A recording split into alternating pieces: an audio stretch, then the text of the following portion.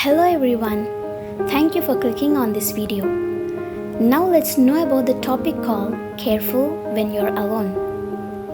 We all have to be very careful when we are alone. Two types of alone and busy, alone and free. In terms of work and when we are in normal stage. If you're alone and busy in some work, that's great. But if you're alone and free, you should be very careful about what you do or what you watch in this time. This is the most crucial time for many people, whether they are spiritual or material, to fall into this pit. This pit is called temptation. We all get temptations of any kind, and that's totally fine. The issue is with what you do after you get tempted. Will you overcome it or will you surrender yourself to it? Let me put it in this way. We all find pits on our journey. Finding the pit is not a problem. But what we do when we find a pit does matter, and either escape or fall is the main thing. After being baptized, Jesus Christ was also tempted by evil for 40 days and nights. Although Satan tried to tempt Jesus, Jesus did not surrender to it. He refused and overcame every temptation. From Matthew 4:1 to 11. How it occurs and how should we respond to the temptations? We all know that any disease in our body starts small. When the disease is detected early, we do not ignore it and take all the precautions as we know that it leads to danger in the future. I'm sure most of the people are gonna react since we are very particular about our health. But someone somewhere will neglect it, and what if we do not find it early? We must suffer the consequences. We go through the pain before we consult the doctor, then take medications on the regular basis.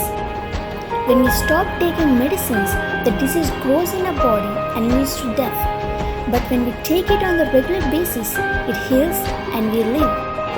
Likewise, temptations may start from the social media or from your surroundings. In both the cases, it is small at the beginning. It starts in our mind or heart. I don't think so all the people are gonna take precautions to get rid of these temptations when they detect it early. However, very few people are gonna react to it and take the precautions. Let us know about these precautions later in this video. Then, what happens for those who neglected it and surrendered to the temptations? They'll face the consequences for sure. They'll go through the pain or suffering. They don't feel it as pain until they open their eyes spiritually. It's like satisfying all the flesh desires or self-desires, but their heart or mind will not satisfy.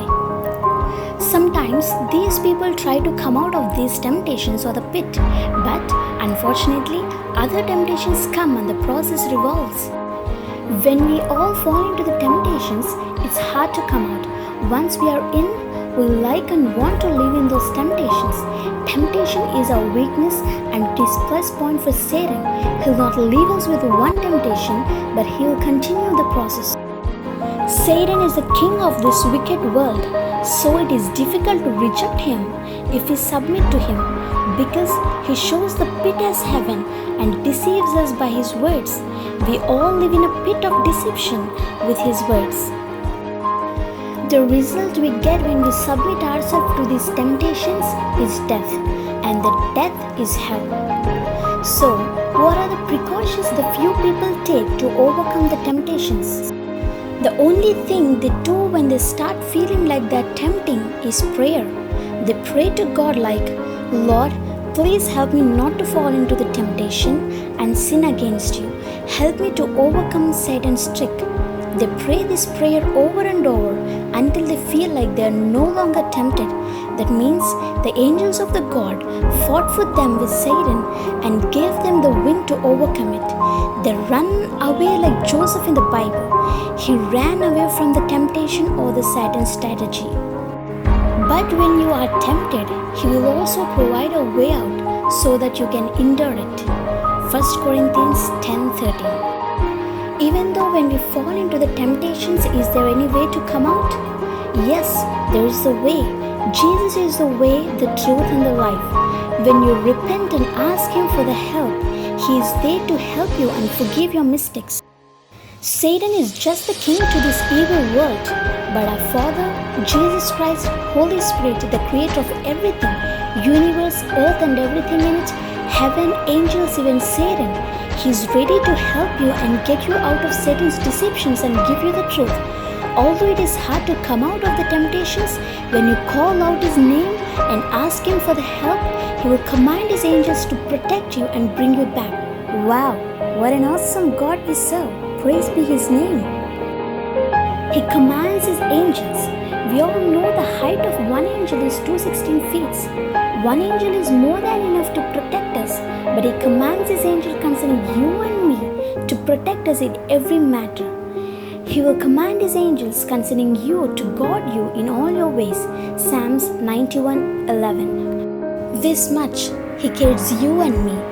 God will not only help those who ask Him, but also help those who don't know Him and hate Him, because He's God. But when you ask Him, the help is beyond your imagination. Above statements are just respond to the temptations only when you find either you submit or overcome. But when you know that you're going to be alone and free, you must guard your heart, then no evil stand before you. Above all else, guard your heart, for everything to flow from it. Proverbs 4:23. Finally, fill your heart with God's words and lock properly with your prayers. Pray regularly, so you'll not fall into any kind of strategies. Amen. Thank you for your time.